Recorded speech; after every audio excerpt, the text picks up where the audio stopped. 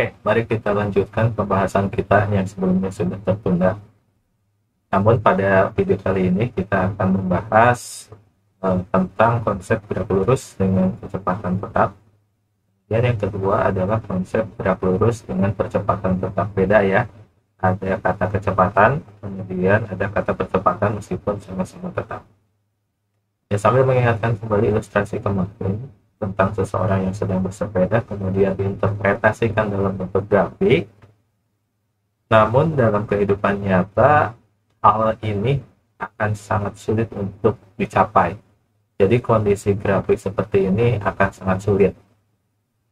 Nah, kenapa sih bisa seperti itu? Jadi kenyataannya yang memungkinkan grafik ini yang tadi sudah kita pelajari bersama bentuknya agak melengkung ya, jadi tidak bisa membentuk sudut seperti ini, sudut tajam seperti ini. Ini kondisi realnya. Kok bisa? Karena secara logika saja ketika kita sedang bersepeda, kemudian di checkpoint B ini kita akan berhenti, katanya tadi sepedanya itu berhenti. Artinya ketika kita sedang berjalan atau mengendarai sepeda tersebut, tidak mungkin selamanya kita bisa mempertahankan kecepatannya atau tidak bisa untuk mempertahankan kelajuannya. Apalagi ketika kita akan berhenti, pasti kita akan mengurangi kelajuan dari sepeda tersebut. Oleh karena itu, jika kita melihat grafik ini, dia sedang bergerak dengan kelajuan tetap, tetapi ketika akan berhenti dia masih dengan kelajuan tetapnya. Artinya ketika mau berhenti itu dia langsung rem mendadak. Hal tersebut kan akan membahayakan. Oleh karena itu dalam kenyataan pasti kita akan menguranginya sedikit demi sedikit sampai dia berhenti. Itu ya kurang lebih. Nah, ada beberapa besaran-besaran dalam gerak lurus khususnya karena kinematika yang kita bahas di sini adalah kinematika gerak lurus. Artinya yang kita bahas adalah kondisi benda yang bergerak dengan lintasan yang lurus saja, maju, mundur, atau kiri kanannya, atas bawah juga bisa. Nah, yang pertama besaran yang harus kita pahami adalah besaran jarak yang sudah dibahas sebelumnya, atau dalam bahasa Inggrisnya itu distance. Makanya di sini simbol dan persamaannya itu D ya. Definisinya adalah panjang lintasan sesungguhnya yang dilalui objek. Jadi kalau misalkan kita menempuh lintasan dari rumah ke sekolah, ya kita hitung total yang kita lewati itu berapa jamnya. Sedangkan perpindahan atau displacement itu adalah perubahan posisi objek, atau boleh dikatakan lintasan terpendek. Jadi kita harus tahu dulu posisi akhir kita di mana, posisi awal kita di mana, tarik garis lurus. Itu yang disebut sebagai perpindahan. Nah, simbolnya di sini kita lihat ya, ada yang penulisannya miring, ada yang penulisannya ditebalkan atau di bold. Yang miring ini menunjukkan bahwa dia itu besaran skala, sedangkan yang di bold ini adalah dia besarannya besaran vektor. Nah, kenapa di sini kita menggunakan X? Padahal ini displacement. Jadi bisa pakai delta D, atau kita misalkan gerakannya itu khusus pada suhu X saja. Jadi boleh kita tuliskan delta X sama dengan X2 min X1. Tanda segitiga di sini menunjukkan bahwa itu adalah perubahan. Disebutnya delta, tetapi artinya adalah sebuah perubahan. Makanya delta X itu adalah perubahan terhadap suhu X, atau delta D itu artinya perubahan dari posisi. Kemudian ada kelajuan rata atau average speed. Nah, jarak yang ditempuh dibagi waktu tempuh yang diperlukan. Simbolnya adalah V bar, tetapi dengan catatan miring, sama dengan distance dibagi dengan waktu. Kemudian ada kecepatan rata atau average velocity. Jadi yang membedakan antara kelajuan dengan kecepatan itu, kalau kelajuan itu speed, kalau kecepatan itu velocity. Perpindahan dibagi selang waktu. Artinya yang kita gunakan adalah perpindahan ini displacement dibagi dengan delta T. Makanya yang kita gunakan adalah delta X tadi. Kemudian ada kecepatan sesaat atau instantaneous velocity, yaitu perpindahan dibagi dengan selang waktu yang hampir mendekati nol. Sebetulnya persamaannya itu hampir sama semua, namun beda kondisi. Jadi kalau instantaneous velocity atau kecepatan sesaat itu berlaku ketika delta t-nya mendekati 0.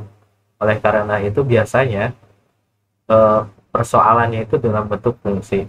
Namun kembali lagi, kemarin saya memberikan contoh atau di video sebelumnya memberikan contoh dalam hal yang lebih gampang untuk dipahami. Makanya dari delta ini berubah jadi D ya, diferensial. Mungkin sambil mengingatkan kembali ya. Kemudian ada percepatan rata atau average acceleration, yaitu perubahan kecepatan dibagi selang waktu. Simbolnya A bar, dengan catatan ini tebal ya, tebal, kemudian sama dengan delta P per delta T. Kemudian ada percepatan sesaat, yaitu instantaneous acceleration, perubahan kecepatan dibagi selang waktu yang hampir mendekati alpha A ya, A sama dengan lim delta T mendekati 0, di mana delta T ini mendekati 0 ya. Nah, di sini P dan A-nya sebetulnya ini adalah harusnya dicetak tebal, tetapi kembali lagi, untuk kata sesaat ini, jadi kecepatan dengan kelajuan itu hampir sama. Kenapa? Karena ketika kita ingatkan kembali bahwa kelajuan itu jarak dibagi waktu, sedangkan kecepatan itu adalah perpindahan dibagi waktu. Apakah jarak bisa sama dengan perpindahan? Bisa. Ketika selang waktunya itu pendek sehingga membentuk suatu garis lurus. Karena kita ingat bahwa perpindahan itu adalah jarak terpendek, sehingga pada waktu yang terpendek itu kita bisa menyamakan antara kelajuan dengan kecepatan. Ya. Namun dengan catatan tetap kalau yang namanya kecepatan itu harus ada arahnya. Nah, ini juga berdampak pada ketika kita melihat di sepeda motor, mungkin kalian sering memakai sepeda motor ataupun mobil, ada penunjuk jarum ya, yang suka naik kalau kita gas, kalau kita rem akan turun. Nah, itu namanya speedometer. Artinya speed itu artinya kelajuan, meter itu artinya untuk mengukur. Jadi speedometer itu adalah untuk mengukur kelajuan. Nah, apa yang diukur oleh speedometer itu adalah kelajuan sesaat. Jadi pada waktu itu juga. Jadi beda ya. Kalau misalkan kita ingin menanyakan tentang kelajuan sesaat itu, bisa ketika waktunya 5 detik dari awal, berapakah kelajuannya? Pada saat itu juga ketika 5 detik, berapa nilainya? Misalkan 20 km. Nah, kalau kita hanya menyebutkan 20 km saja itu kelajuan, tetapi 20 km ke arah mana? Ke arah timur misalkan, itu sudah jadi kecepatan sesaat. Beda dengan kita menanyakan kelajuan rata. Yang namanya kelajuan rata itu kita bertanyanya berapakah kelajuan yang ditempuh oleh objek ketika waktunya dari 1 detik sampai 10 detik. Jadi ada rentang waktu. Tetapi kalau yang sesaat itu pada saat itu juga. Oke, sebagai contoh di sini untuk memperdalam tentang arti jarak versus perpindahan, kita lihat di sini ada ilustrasi ketika seseorang bergerak dari titik pusat, bergerak menuju ke arah timur sejauh 70 meter, kemudian kembali lagi sejauh 30 meter. Kembali lagi dalam arah yang berlawanan, tetapi dalam garis yang sama ya. Nah, dalam menempuh lintasan tersebut diperlukan waktu sekitar 100 detik. Nah, bagaimana cara kita menentukan kelajuan ratanya? Ingat, kelajuan rata itu adalah distance dibagi dengan waktu atau jarak dibagi waktu. Jarak itu kita ingatkan kembali bahwa dia itu lintasan yang sesungguhnya, panjang lintasan sesungguhnya. Jadi dari awal bergerak 70 meter, kemudian kembali lagi berarti dihitung 30. Jadi 70 tambah 30 jadinya 100 dibagi dengan 100, jadi kelajuan ratanya sebesar 1 meter per detik.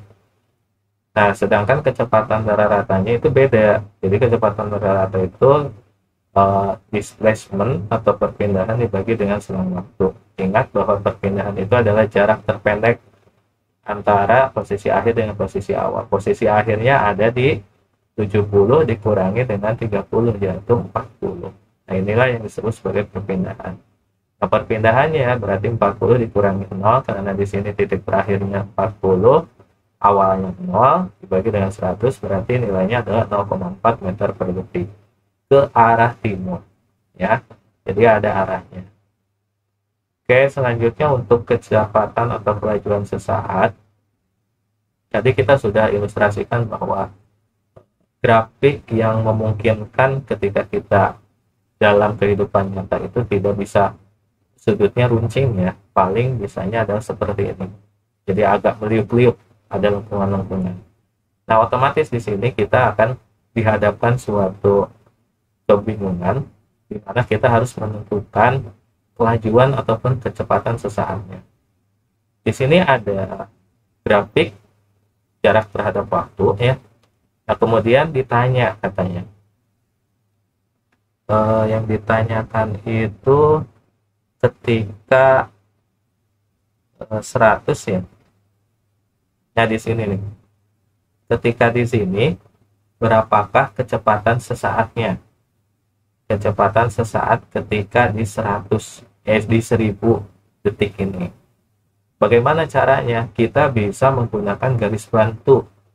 Garis bantunya, asalkan si garis tersebut kita bisa menggunakan penggaris, kita kira-kira supaya garis tersebut bersinggungan dengan grafiknya. Jadi di sini ada grafik berwarna hijau, kemudian garis putus-putus ini adalah garis bantu untuk menghitung si kecepatan sesaatnya. Karena kan kalau misalkan kita menggunakan delta T-nya sama dengan 0, artinya susah sekali. Sesuatu dibagi 0 itu artinya kan tak terdefinisi. Akhirnya kita harus mencari cara yang lain, yaitu menggunakan garis bantu ini. Nah, dari garis bantu ini kita bisa melihat ada beberapa perpotongan. Nah, sebagai contoh di sini katanya perpotongannya ketika di 2500. Nah, di sini. Oke, tepat ya. Di 2500. Kemudian di sini juga jelas 1300. Kan ini 100, 200, 300, 1300. Jadi kita kalau misalkan mau menghitung kelajuan atau kecepatan sesaat dari grafik, kita lihat garis yang perpotongannya jelas. Jangan sampai perpotongannya gak jelas, nanti malah bikin pusing sendiri. Nah, itu titik yang kedua. Titik yang pertamanya di mana? Nah, titik pertamanya di sini, karena dia perpotongan jelas. Di mana ini 1000 berarti loncat 1, 900 ya. Dan jaraknya itu 500. Makanya di sini perubahan jaraknya atau jaraknya itu adalah 2500 dikurangi dengan 500. Sedangkan dalam perubahan waktunya adalah dari sini juga 1300 dikurangi 900. Maka diperoleh gradiennya 2000/400 sama dengan 5 meter per detik. Jadi, kalau misalkan ditanyakan berapakah kecepatan sesaat suatu benda tersebut ketika dia berada dalam jarak 1000 dengan waktunya 1000 ketika 1000 detik gitu ya, maka diperoleh hasilnya adalah 5 meter per detik. Oke, jadi di sini kuncinya jika garis semakin mendatar maka gradiennya semakin kecil, berlaku sebaliknya. Jadi ketika kita melihat bentuk seperti ini, di titik ini dia punya kemiringan, artinya kecepatannya tinggi. Tapi beda hal dengan di sini. Kalau kita gambarkan garis bantunya, pasti dia akan cenderung mendatar. Artinya kalau mendatar itu gradiennya hampir 0. Artinya gerakannya juga 0. Kalau misalkan naik ke atas, artinya objek tersebut sedang dipercepat. Dia mengalami kenaikan kecepatan. Tetapi kalau misalkan sebaliknya mundur ke bawah, itu artinya dia sedang mengalami perlambatan. Itu ya. Nah, di sini coba tugas silahkan kalian jelaskan bagaimana gerak benda pada setiap titik tersebut. Misalkan di titik A ini dia itu sedang mengalami kecepatan naik atau enggak. Di titik B bagaimana, di titik C, di titik G gimana. Nanti kan bisa kalian jelaskan dia itu mengalami kecepatan, kenaikan kecepatan, penurunan kecepatan, atau malah diam. Dengan cara tadi, kalian cari garis bantunya. Setelah ditemukan garis bantunya, Di sini tidak perlu ada perhitungan, tetapi kalian kira-kira saja. Mereka itu di dalam titik-titik ini mengalami kenaikan kecepatan, diam, atau penurunan kecepatan. Oke, sekian dulu video kali ini. Kita lanjutkan pada video selanjutnya berkaitan dengan aplikasi persamaan-persamaan tadi ya ke dalam soal-soal. Oke, tetap semangat.